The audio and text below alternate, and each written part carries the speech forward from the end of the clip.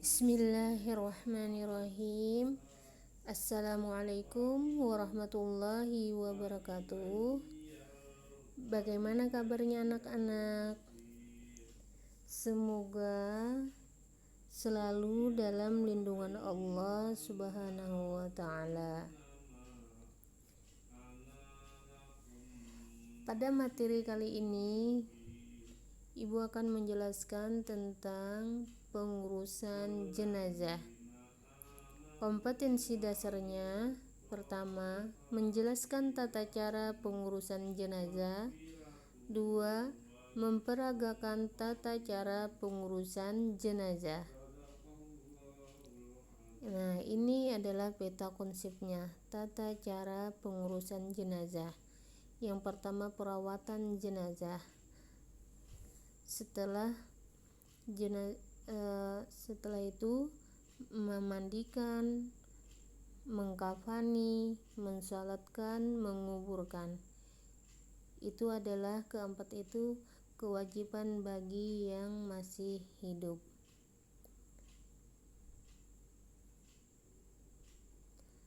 Kita masuk ke tadarus. Berhubung ibu masih berhalangan, silahkan kalian baca sendiri. Masuk ke perawatan jenazah. Perawatan jenazah adalah pengurusan jenazah seorang muslim atau muslimah dengan cara memandikan, mengkafani, mensalatkan, dan menguburkannya. Hukum melaksanakan pengurusan jenazah dengan cara-cara tersebut adalah fardu kifayah bagi orang-orang Islam yang masih hidup. Artinya, berdosa jika tidak ada seorang pun yang mengerjakannya. Jika sudah ada yang mengerjakannya, maka sebagian yang lain tidak berdosa. Artinya, sudah lepas. Kemudian masuk memandikan jenazah. Syarat-syarat jenazah wajib dimandikan. Pertama, jenazah itu orang Islam. Kalau orang kafir jangan dimandikan oleh orang Islam. Yang kedua, didapati tubuhnya walaupun sedikit, misalnya sepotong tangannya aja. Yang ketiga, bukan mati syahid. Yang perlu diingat, yang memandikan jenazah harus sejenis, kecuali suami memandikan istri atau sebaliknya atau mahramnya. Sabda Rasulullah SAW tentang jenazah artinya, dari Aisyah radhiyallahu an, Rasulullah SAW bersabda, barang siapa memandikan mayat dan dijaganya kepercayaan, tidak dibukakannya kepada orang lain apa-apa yang dilihat pada mayat itu, bersihkan ia dari segala dosanya seperti keadaannya sewaktu dilahirkan oleh ibunya. Sabda beliau lagi, hendaklah yang mengepalainya keluarga terdekat kepada mayat jika pandai memandikan mayat. Jika ia tidak pandai, siapa saja yang dipandang berhak karena waraknya atau karena amanahnya. Hadis riwayat Ahmad. Kita masuk ke tata cara memandikan. Pertama, jenazah dibaringkan di tempat yang tinggi seperti ranjang yang di atasnya sudah diletakkan 5 atau 6 buah potongan batang pisang atau bantalan. Yang kedua, jenazah dimandikan di tempat tertutup. Yang ketiga, jenazah hendaknya dipakaikan kain basahan atau penutup aurat. Yang keempat, jenazah dibaringkan di atas potongan batang pisang, lalu dengan air dan sabun. Jenazah dibersihkan dari najis yang melekat di tubuhnya. Sesudah itu, dubur jenazah dibersihkan hingga bersih dengan tangan kiri yang memakai sarung tangan. Kemudian ganti sarung tangan yang bersih untuk membersihkan gigi dan mulut. Yang kelima, setelah jenazah dibersihkan dari najis serta gigi dan mulutnya dibersihkan, lalu dengan menggunakan air dan sabun mandi, seluruh tubuh jenazah dari rambut kepala sampai telapak kaki dimandikan sampai bersih. Disunahkan mendahulukan bagian tubuh sebelah kanan, kemudian bagian tubuh sebelah kiri. Juga disunahkan dimandikan 3 kali atau 5 kali. Setelah selesai dimandikan, kemudian dirapikan rambutnya serta diwudukan sebagaimana wudu biasa. Kemudian badannya dikeringkan dengan handuk. Selesailah memandikan jenazah. Kalau ini kita lewati dulu. Setelah memandikan, kita masuk mengkafani jenazah. Maksudnya membungkus jenazah dengan kain kafan. Hukum mengkafani jenazah adalah fardu kifayah bagi orang-orang Islam yang masih hidup. Kain kafan diperoleh dengan cara yang halal, yakni diambilkan dari harta peninggalan jenazah jika ia meninggalkan harta. Kain kafan yang digunakan hendaknya kain kafan yang bersih, berwarna putih dan sederhana, seperti sabda Rasulullah SAW, "Albisu min siyabikumul bayadi fa innaha khairun siyabikum wa kaffinu fiha mautakum." Rawahul Tirmizi. Artinya, berpakaianlah kamu dengan pakaianmu yang berwarna putih, karena pakaian putih itu merupakan pakaian terbaikmu. Dan kafanilah mayat kamu dengan kain putih itu. Hadis riwayat Tirmizi. Juga Rasulullah SAW bersabda, artinya, janganlah kamu berlebih-lebihan memilih kain yang mahal-mahal untuk kafan, karena sesungguhnya kain kafan itu akan segera hancur. Hadis riwayat Abu Daud. Ketentuan mengkafani jenazah. Jenazah laki-laki atau wanita minimal dibungkus dengan selapis kain kafan yang dapat melapisi seluruh tubuhnya. Untuk jenazah laki-laki dibungkus 3 lapis kain kafan yang tiap lapisnya dapat menutupi seluruh tubuhnya. Untuk jenazah wanita sebaiknya dilapisi dengan 5 lembar kain kafan, yaitu kain basahan, baju, tutup kepala, kerudung atau cadar, dan kain kafan yang dapat menutupi seluruh tubuhnya. Masih lanjutannya, cara memakaikan kain kafan. Mula-mula hamparkan selembar tikar di atas lantai, lalu bentangkan 5 utas tali di atasnya. Kira-kira letaknya di tempat kepala, tangan, pinggul, lutut, dan mata kaki jenazah yang hendak dikafani. Hamparkan di atas tikar tersebut kain kafan yang sudah disiapkan sehelai-sehelai, dan setiap helainya diberi haruman. Jenazah hendaknya diolesi kapur barus yang halus, kemudian diletakkan di atas jenazah hendaknya diolesi kapur halus, kemudian diletakkan di atas hamparan kain kafan yang telah disediakan. Kedua tangan diletakkan di atas dadanya, tangan kanan di atas tangan kiri, atau dibolehkan juga tangannya diluruskan ke bawah. Cara memakaikan kain kafan: tempelkan kapas secukupnya pada bagian muka jenazah, pusar, kelaminnya, dan duburnya. Setelah itu, seluruh jenazah dibalut dengan kain kafan sampai rapi, lalu diikat dengan 4 utas tali yang sudah disiapkan, yaitu di bagian atas kepala, lengan, lutut, dan mata kaki. Kewajiban yang selanjutnya bagi kaum muslimin yang masih hidup yaitu mensyalatkan jenazah. Salat jenazah dilaksanakan setelah jenazah selesai dimandikan dan dikafani. Hukumnya adalah fardu kifayah bagi orang-orang muslim atau muslimat yang masih hidup.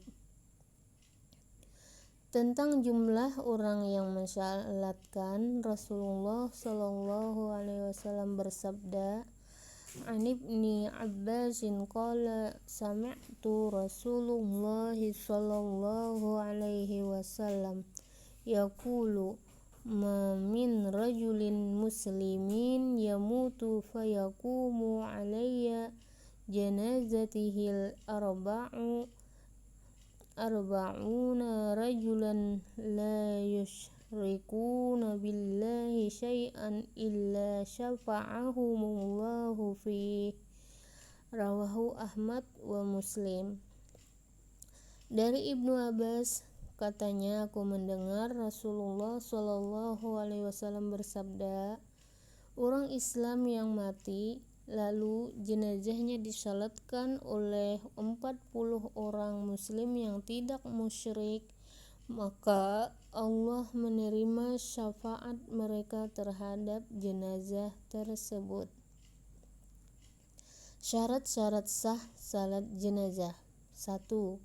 Seorang yang menyalatkan syaratnya orang Islam, suci dari hadas besar dan kecil, suci badan, pakaian, tempat dari najis, menutup aurat, dan menghadap kiblat. Salat jenazah dilakukan setelah jenazah dimandikan dan dikafani. Yang ketiga, letak mayat di sebelah kiblat orang yang menyalatkan, terkecuali kalau salat jenazah dilakukan di atas kubur atau salat gaib. Rukun salat jenazah. Pertama, salat jenazah dilakukan dengan niat ikhlas karena Allah Ta'ala. Yang kedua, takbir 4 kali. Yang ketiga, membaca surah Al-Fatihah sesudah takbir pertama atau takbiratul ihram. Yang keempat, membaca salawat atas Nabi setelah takbir kedua, Allahumma sholli ala sayyidina Muhammad. Kemudian membaca doa setelah takbir ketiga, Allahumma ighfir lahu warhamhu wa'afihi wa'fu anhu. Itu kalaunya mayatnya laki-laki. Tapi kalaunya mayatnya itu perempuan, maka berubah menjadi Allahumma ighfir laha warhamha wa'afiha wa'fu anha wa akrim nuzulaha wa wasi' madkhalaha wa ghsilha bima'i wassalji wal bardi wa naqqiha minal khataya kama yunaqkas saubul abdu minad danasi wa abdilha daran khairan min dariha wa ahlan khairan min ahliha wa qiha fitnatul qabri wa azaban nar. Rawahu Muslim. Kemudian yang keenam, berdoa setelah takbir keempat, Allahumma la tahrimna ajrahu. Itu kalau lelaki. Tapi kalau bini, kalau perempuan, Allahumma la tahrimna ajraha wa la taftinna ba'daha waghfir lana walaha. Artinya, ya Allah, janganlah kiranya pahala tidak sampai kepada kami dan janganlah engkau fitnah sepeninggalnya. Ampunilah kami dan dia. Kemudian rukun yang selanjutnya, rukun salat jenazah. berdiri jika mampu, kemudian mengucapkan salam. Sunnah-sunnah salat jenazah: pertama, mengangkat tangan ketika mengucapkan 4 takbir. Sabda Rasulullah sallallahu alaihi wasallam, "An Ibnu Umar annahu sallallahu alaihi wasallam kana yarfa'u badaihi ala kulli takbiratil janazah." Rawahul Baihaqi. Artinya, dari Ibnu Umar, sesungguhnya Nabi Shallallahu Alaihi Wasallam mengangkat kedua tangannya pada semua takbir salat jenazah. Hadis riwayat Baihaqi. Israr, yaitu merendahkan suara bacaan, itu sunat salat jenazah. Kemudian sunat salat jenazah lagi membaca ta'awuz, a'udzu billahi minasyaitonir rajim. Beberapa hal tentang salat jenazah. Pertama, salat jenazah boleh dikerjakan secara munfarid, tetapi sebaiknya secara berjamaah. Yang kedua, wanita yang beragama Islam boleh dan sah menyalatkan jenazah. 3. Jika jenazah yang disalatkan ada di tempat salat, perhatikanlah hal-hal berikut. Jenazah diletakkan di depan orang yang menyalatkan atau imam, dengan posisi jenazah kepalanya di utara dan badan dan kakinya menjulur ke selatan. Bila jenazahnya laki-laki, maka yang menyalatkan imam hendaknya berdiri menghadap jenazah sejajar dengan kepalanya. Tetapi jika jenazahnya perempuan, imam berdiri sejajar dengan bagian tengah jenazah. Beberapa hal tentang salat jenazah.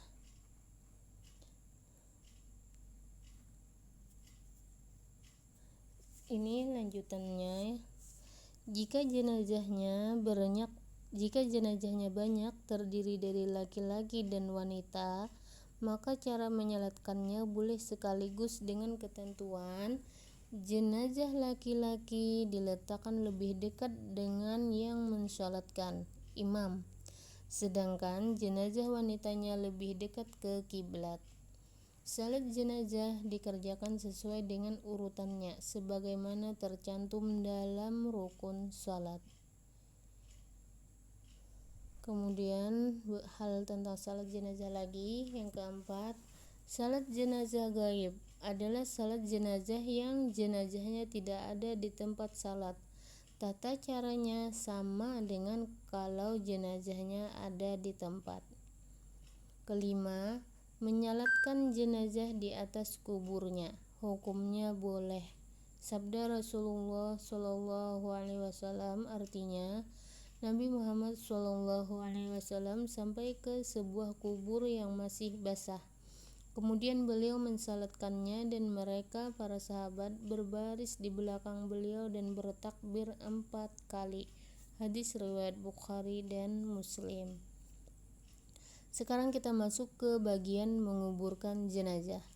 Jenazah dikuburkan setelah dimandikan, dikafani, dan disalatkan. Hukum penguburan jenazah muslim adalah fardu kifayah atau orang Islam yang masih hidup.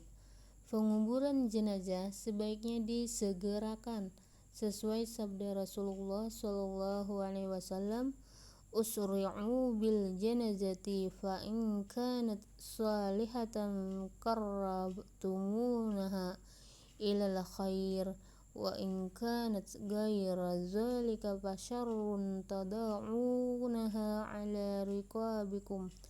Rawahul Jamaah. Artinya, segerakanlah jenazah itu dikuburkan. Jika ia seorang yang saleh, ia akan segera cepat mendapat ganjaran kebaikan, dan jika ia tidak saleh atau ahli maksiat, ia akan cepat meninggalkan kejelekan dari pundak-pundak kamu semua. Hadis riwayat Al-Jamaah. Sekarang tentang lubang dan tata cara penguburan. Lubang kubur dibuat memanjang dari arah utara ke arah selatan. Panjangnya harus disesuaikan panjang jenazah. Dalamnya harus cukup sehingga bau busuk mayat tidak tercium dari luar. Di bagian dasar kubur hendaknya dibuatkan lubang lahat, yakni lubang tempat meletakkan jenazah. Tentang lubang dan tata cara penguburan masih lanjutannya. Setelah sampai di makam, hendaknya masih dalam usungan diletakkan di pinggir atas lubang sebelah kiblat. Kemudian 3 laki-laki muslim, khususnya keluarga dekat jenazah, turun ke lubang kubur dan 3 lainnya berdiri di atas menghadap jenazah. 3 laki-laki yang berdiri menghadap jenazah mengangkat jenazah tersebut dan menyerahkan kepada 3 laki-laki yang berdiri di lubang kubur. Kemudian jenazah diletakkan dengan hati-hati di lubang lahat dengan posisi miring, kepala di sebelah utara, kaki sebelah selatan menghadap kiblat. Ketika jenazah dimasukkan ke dalam lubang kubur, disunahkan membaca Bismillahi wa ala millati Rasulillah, artinya dengan nama Allah dan atas nama agama Rasulullah SAW. Keempat utas tali yang mengikat jenazah dilepas dan kain kafan yang menutup mukanya disingkapkan sehingga muka jenazah dapat mencium tanah. Setelah jenazah sudah diletakkan di lubang lahat, jenazah ditutup dengan papan atau bambu lalu ditimbun tanah.